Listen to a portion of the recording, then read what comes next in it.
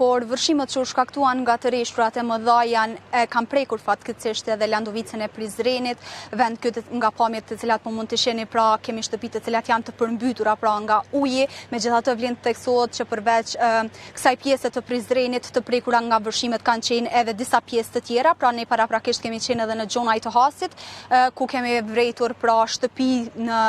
të njëjtën situatë pasi uji ka depërtuar brenda dhe për shkak të kësaj disa familjar nga të njëjtat është dashur që të largohen. Megjithatë për të na treguar pak më tepër më detaje se si është gjendja brenda këtyre shtëpive, kemi njërin banor që jeton pikërisht në shtëpinë prapa nesh. I nderuar, faleminderit për kohën, a mund në fillim që të prezantoheni? Po.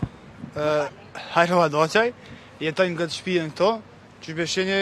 rreshtë të denda të shiut kanë shkaktuar vërshimet mëdha në gjithë banorët të që jetojmë, po mas keshti është kjo zona këtu. Unë jetoj në këtë shtëpinë këtu, u kanë detyruar me dalë për shtëpisë sepse kati parë u mush gjithë me ujë. A keni qenë brenda kur ka ardhur, do thotë kanë ardhur uji me sasi të mëdha dhe çysh keni arrit me dalë jashtë? Jo, po kam qenë brenda, po shqyqe për zotit kemi mujt me dalë për shtëpisë, me shym rrymën edhe me dalë jashtë.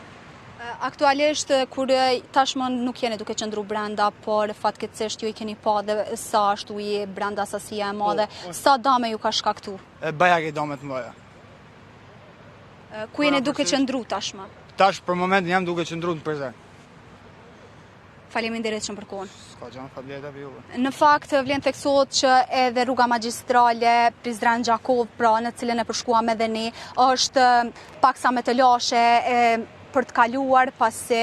ka ujë në të dhe makinat janë duke lëvizur goxha ngadalë, pasi po shkakton vështirësi në komunikacion. Megjithatë vlen theksohet që ne kemi realizuar edhe një intervistë me kryetarin e Prizrenit, zot Resha Qirtotaj, i njëjti na ka thënë se situatë më e rëndë shkak i vërshimeve në Prizren ka qenë ditën e djeshme, faktikisht edhe mbrëm,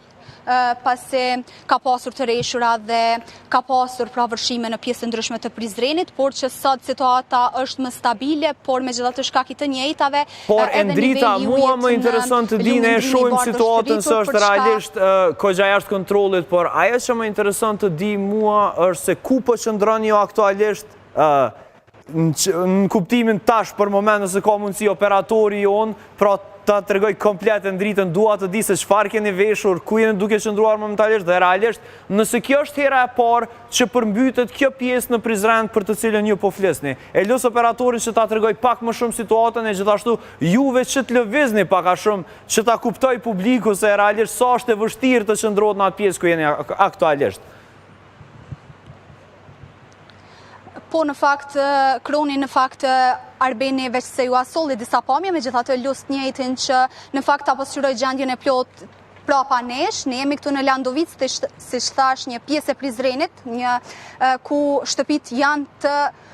përmbytura nga uji, patëm edhe njërin banor që na e tregoi që janë paksa të shqetësuar, por që në fakt, pra po mund të shihni që sasia e madhe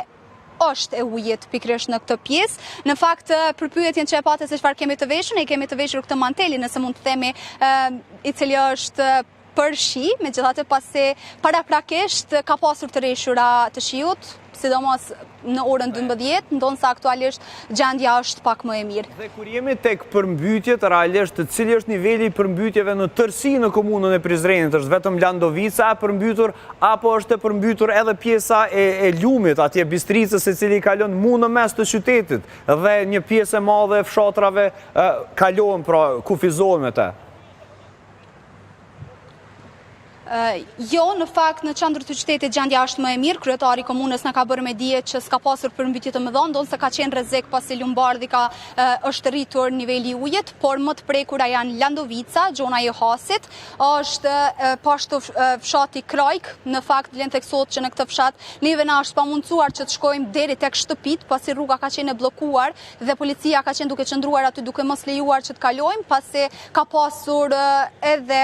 ujë në rrugë, pra rruga rruga ka qenë e bllokuar dhe ka qenë e pamundur që të shkojmë, por në fakt janë edhe disa fshatra, të cilat për hir të korrekcisë që të mos i ngatrojmë emrat,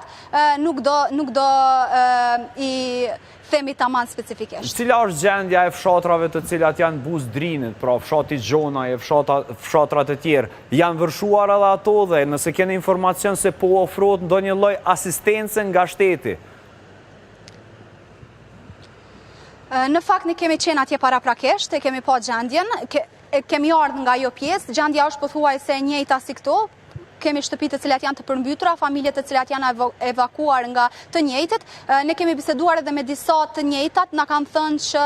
janë duke pritur në fakt ndihmën e komunës, pasi këta ju kanë thënë që janë në teren dhe do t'ju gjinden se cilët banorë që jeton në atë pjesë, por edhe në krejt pjesën e Prizrenit. Megjithatë vlen të theksohet që kemi parë familje atje, të cilat kanë filluar që ujin, të cilën e kanë brenda, ta largojnë vetë me pjesëtarët e tjerë të familjes nga hapësirat e brendshme, duke hudhur të njëjtin jashtë, që të mundohen që ta krijojnë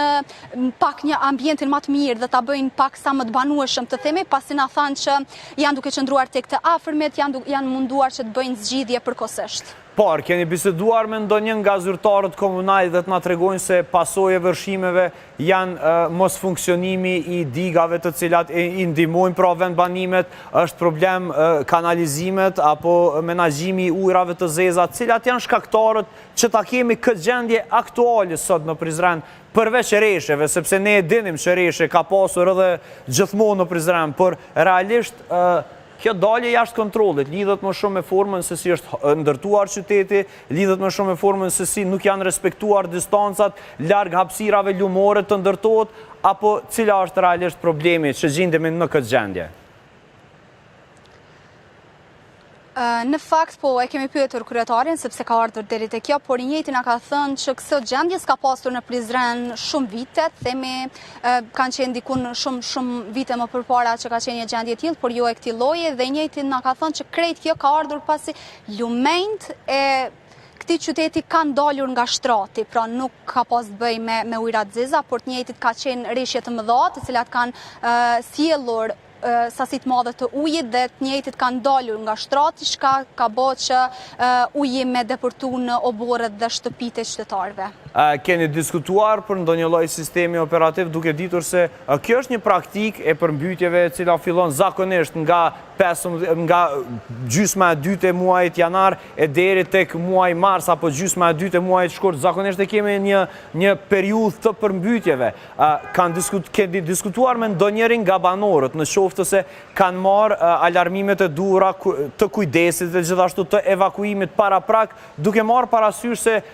kanë jetuar, pra kanë qenë duke jetuar në zona të rrezikuara nga përmbytjet.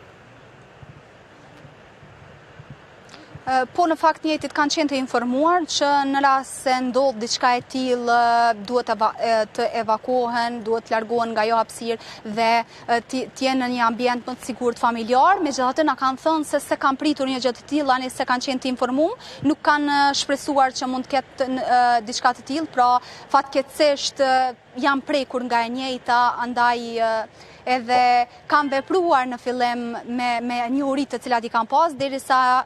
tek disa familje kanë intervenuar edhe zjarritës. E qartë, do doja të di edhe si shkon puna me furnizimet me rrymë dhe me ujë në këto vende, dhe gjithashtu në qoftë se ka ndonjë qendër e cila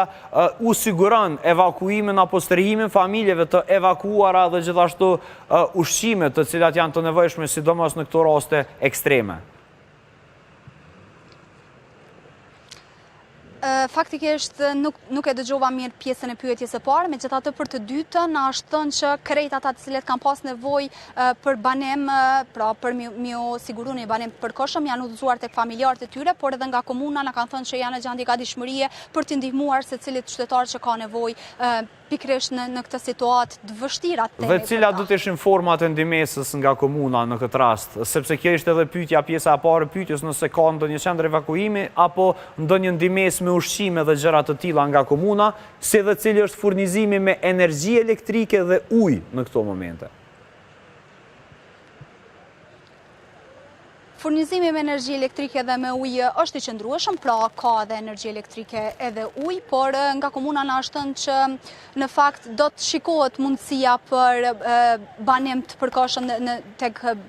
sigurimi ndonjë banese për ndonjë familje, apo edhe me nevoja ushqimore nëse të njëjtit kanë nevojë. Në rregull, Endrita. Kryesisht deri më tani, secili që ka pas nevojë kanë qenë janë orientuar tek familjarët e vet, pra s'ka pasur familje që kanë mbetur jashtë kësaj